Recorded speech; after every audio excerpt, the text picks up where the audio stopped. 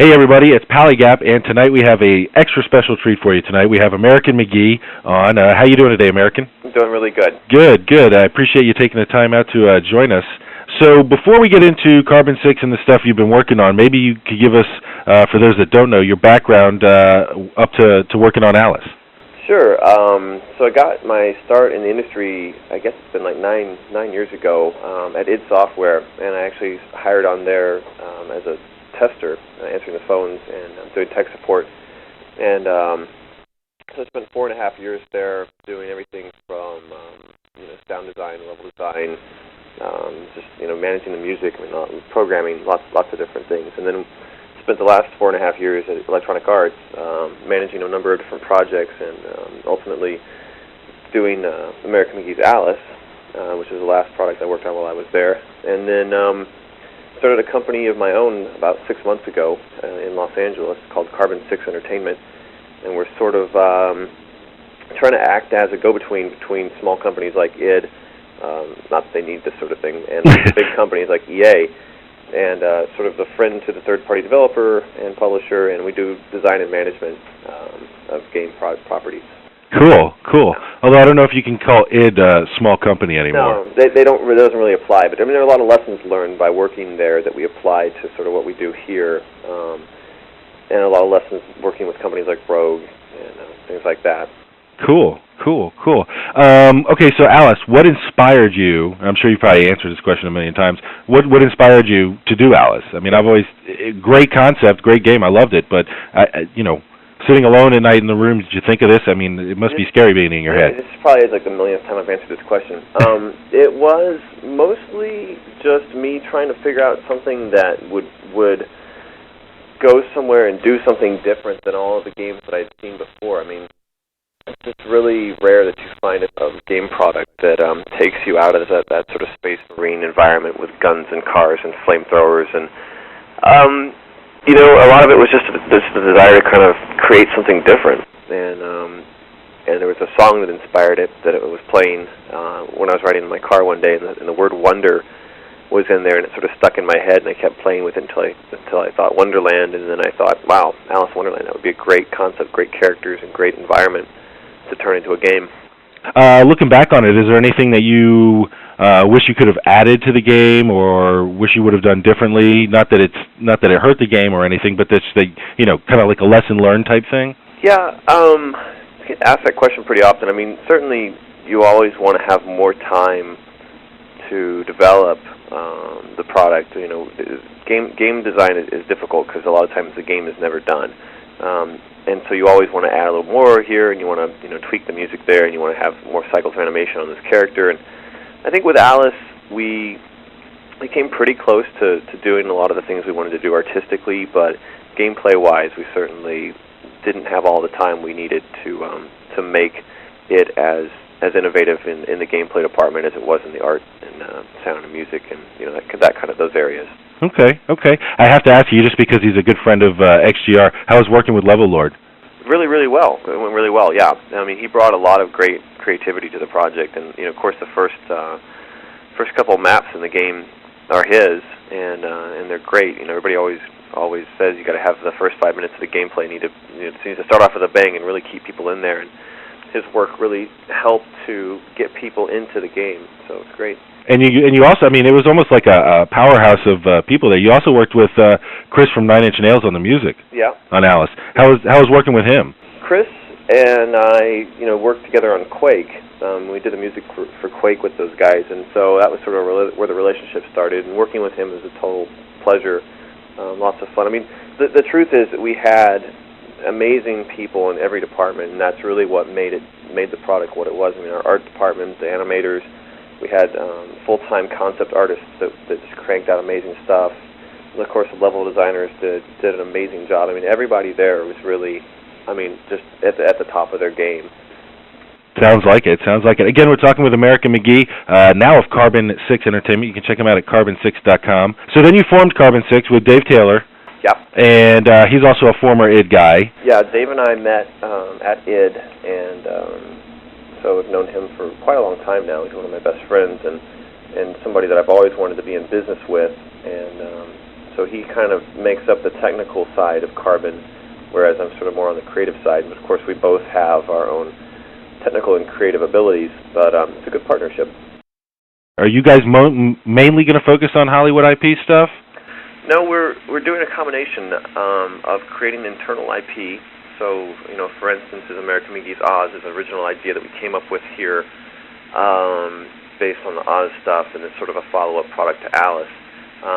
There's another product, there's a couple other products, like we're currently working on the Spy Kids 2 game for the upcoming Dimension movie, Spy Kids 2. Mm-hmm. Obviously that's something that is someone else's piece of IP, but we're helping them to realize their dream of having a game built around that, and it's sort of a unique setup, because instead of them going directly to a publisher, they're working directly with the developer through us to get the game done.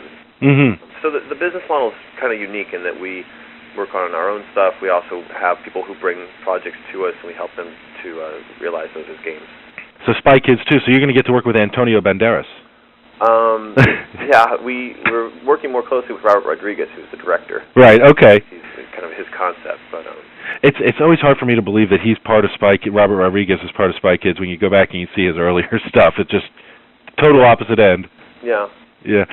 Speaking of movies, I'm sure a lot of people know Alice is being made into a movie. How's that going about? It's going really well, and as a matter of fact, they just announced on Monday that they hired the writers to the project, and these are guys that I met a little while back, the Hober brothers, and they're just amazing guys. They gave a pitch not that long ago that I was in on that really captured sort of the feel and the mood of the game, and translated it really well to the movie world. And so it's great. It's going really well. It's kind of slowed down there for a while, but with the announcement of the writers, we think there's going to be lots of motion on it soon. So cool. Is there anything that they've written before that maybe people could check out? Yeah, they have. And I'm trying to. They wrote a thing called Whiteout that's being produced right now, and they wrote another thing for like the WB that I can't quite remember what it was, but their first film was something called Montana that was at Sundance. Okay. Yeah, they're kind of up and coming, but really, really great guys. Cool. It's not bad when you get people coming from Sundance. That's almost like the Independent Academy Awards now. Mm-hmm. So that's cool. All right, so let's go ahead and get to American McGee's Oz. First of all, what made you decide to keep going with the Fable kind of line of games there? It's funny, when I was at EA, I sort of wanted to stop doing that because I didn't want to pigeonhole myself. Right. And then once we started Carbon, it just sort of made sense. It was like, well, we want to do something that's strong and that's going to bank on where my name is right now. And, while we don't want to pigeonhole me, it makes sense. It would kind of be silly to leave it sitting there on the table. So I, went out and bought all the Oz books and started sort of researching what it was we could do with it. And like Alice, it's just a really great, cast of characters, a really great environment. And it's a story that's known around the world, which really helped out with Alice because we didn't have to spend as much time setting up the universe or setting up the characters. Mm-hmm. And it's the same case with this. Okay. Before we get into that real quick, again, we're talking with American McGee, Carbon 6 Entertainment. Have you any thoughts to sitting down and writing your own Fable? I mean, it seems like you've done such research in getting these games out. You could probably come up with something yourself. So we're, in terms of game design, I mean, we're certainly starting to do some more original stuff. But I've not really been spending any time on sort of kids' fables. I'm writing treatments and scripts for films now. Oh wow! Sort of different, but those are, those are kind of, and I've noticed there's a central theme with all of this stuff that I'm doing, which is sort of this idea of falling into a world that you didn't know was there. Mm-hmm. And it's putting people into messed up circumstances and seeing how they react. So American McGee's Oz, is it going to be like Alice, where it's kind of like an after the original story thing, and just be taking the characters from that and putting them in, like you said, in different situations? We're doing something a little different this time. It's the prehistory of Oz. I don't want to say too much more than that, but yeah, Alice, you're right, was the sort of the third book in the chapter that we wrote, or in the series that we wrote ourselves. Oz, on the other hand, is going to be sort of a history lesson in where Oz came from and where these characters came from and things like that. So I can tell you that you shouldn't expect to see Dorothy or her little dog in this game. We're staying very, very far away from that part of the world, and it's probably going to be as or more twisted than Alice was, and it'd be pretty cool. Cool. How does that work with Alice being a Disney? A lot of people know it as Disney, but also the Lewis Carroll story. But something like Wizard of Oz, I mean, like you said, that's known world around. How does that work with something like that? When you get the idea, hey, I'd like to do an Oz game, do you then go to the people who own the rights? The first 2 books in the series, there's 13 books in the series, and the first 2 books in the series are in the public domain. So because of that, we can create our own version of that story, as long as it's a derivative and it's unique. We can create something based around those 2 books and the characters that are in there. So if people really want to dig and get a clue for you might want to read those first 2 books. Yeah, I mean, what's funny is that if somebody else wanted to go out and create an Alice game right now, there's nothing to stop them from doing that. If someone wanted to go create an Oz game, there's also nothing to stop them from doing that. There's a lot of books out there right now that if you wanted to take and make the Odyssey into a video game, because it's in the public domain, you're totally entitled to do that. I don't know how far along you guys are in this. Have you guys worked out like the camera views? Is it going to be kind of that third-person style like Alice, or? Yeah, the product we have planned right now is console, action-adventure, over-the-shoulder, sort of Zelda-esque, Zelda 64-esque adventure game. Mm-hmm. And right now we've got stacks of concept artwork and sculptures, and we've got in place right now toy deals. We're working the film deal, comic book deal. We've had a really, really big name artist who's come to us and expressed his desire to do all the music for us. Basically, it's just a huge, giant franchise, and it's already starting to kind of take off, even though we haven't even put the game in development yet. So you guys are still kind of like in the design doc stage? Yeah, we take a little bit of time on that, because that was one of the things that really paid off on Alice, was to spend as much time as we did in the concept phase and in doing pre-production, and that really sort of led to a very coherent and sort of put-together product. And what we promised to deliver at the beginning of the project and what we ended up delivering at the end of the project were very similar things. And so the same kind of design philosophy is going to go into the pre-production on Oz. So do you want to share any of your thoughts on how you're going to twist some of the traditional characters? I mean, you said there's going to be no Dorothy, so I imagine a Cowardly Lion with your twist on it. So we're not going to talk about that. It's going to be very, very different than what most people know of Oz. I mean, we're going to maintain the land of Oz, but as far as the characters go, there's going to be a lot of changes. You got to at least include the Munchkins. The Munchkins are too cool. We'll see. We'll see. Cool. And I assume that you will be using like a heavily modified Quake 3 engine. I mean. We haven't made a choice on which engine we're using just yet. Oh, okay. We're leaning towards the Unreal Warfare engine. Oh, okay. Only because the id technology won't allow for us to do wide open spaces in the outdoors. And it's more of a, they're beautiful engines, but they're more well suited to rendering sort of corridor environments. And Oz, like I said, is going to be more of a big, open environment adventure game. And so because of that, we need to sort of focus our attentions on technology that can allow us to do that. Okay, cool. So you'll be working with Cliffy and the guys down at Epic, maybe, possibly. Cliffy's my boy. Cliffy's your boy. Yeah, I mean, for those that may not remember, you and him were on the cover of PC Gamer as like gaming gods. That's right. Any chance have you guys even discussed maybe a possibility of multiplayer with this one? Well, because it's going to be a console adventure game. If you're talking about like linking consoles to one another, if that technology manages to mature enough for that to be possible, then who knows? But I'm not so into the multiplayer aspect of a title like this. Mm-hmm. It doesn't to me feel like it really buys anything for me as a designer, because it really is about the immersion into an environment, and it's really about a single person's experience in that world. Okay, so this is plans right now is to be console only, or are you gonna have it on PC too? What we're talking about right now is a console game. there's actually some interesting plans up in the air right now, but I can't really discuss them. Not talking about Oz. What are your thoughts on the next gen consoles? I mean, everybody, all the developers that have come on, I've kind of asked them what their thoughts are on the Xbox and the GameCube. If you have a preference, and if so, which one?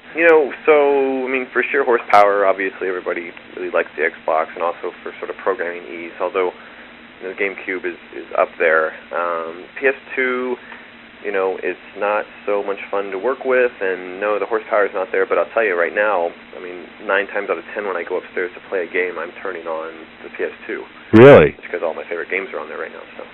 What are some of Americans' favorite games? I cannot stop playing Grand Theft Auto 3. I'm totally addicted to that. And, I don't know, I'm still pretty hooked on SSX. And I have the Xbox version of Tricky, and for some reason it doesn't feel the same. It doesn't work for me, so I go back to the PS2. And it's just, lots of stuff. We constantly are rotating stuff in and out of here. But right now I'm certainly most addicted to Grand Theft Auto. Cool. Are you, when it comes to playing games, are you more of a console guy than PC? I don't know. It's like, it's funny, when it comes to playing games, I don't really play that many games. I try not to. Mm-hmm. So, I basically just play good games. I don't really care if they're console or PC. I just try to focus on playing ones that are worth playing. A lot of people like to know what developers, what kind of desktop stuff they have. What kind of machines you running on your desktop? I have a Mac TI PowerBook, titanium PowerBook, that I do all my writing and create music and stuff like that on there. And then sitting next to that is a PC that I've had for literally, it's a PC that I got when I first started working on the Alice. It's a P2400, I think. Right. And all I do is play music on there and burn MP3s and souped up jukebox. Huh? Souped up jukebox. Yeah, I don't know. I don't know. Once I got to that machine, I put a really nice video card in there, and it's like I don't really need to do anything else for a while. So. Speaking of MP3s, what kind of music? I mean, we are a radio station. What kind of music do you like to listen to? Just about everything. The only thing I won't listen to is country or western, or country and western. But anything and everything else. I mean, if you jump in my car right now, there's probably everything from house music to trance music to hip-hop to I think there's probably a couple Korn CDs in the player right now. I mean, just everything that I can get my hands on. Literally, there's not a lot out there I won't listen to. Okay, well, I'll wrap this up with a question that I always wrap it up with. If American isn't working on games, he is what? Wow. I don't know. There's so much going on right now. So I'm actually doing, like I was saying, the movie stuff, the writing, also sort of now being groomed to do some directing. But that's it's not like a big focus in my life. I mean, there's been examples of people in our industry who've tried to tackle that and not done so well. And so right now it's just sort of a kind of fun thing. I mean, I don't know. If I'm not working, there's something wrong. Because right now we're in the middle of trying to start up a business, and we're basically working constantly. Okay. So I'm sleeping. So sleeping. If I'm not working right now, I'm sleeping. Well, cool. Well, American, we appreciate your time, and maybe when you guys have moved further along in the game, we can get you back on. You can talk a little more specifics about characters and stuff. Absolutely. I'd love to.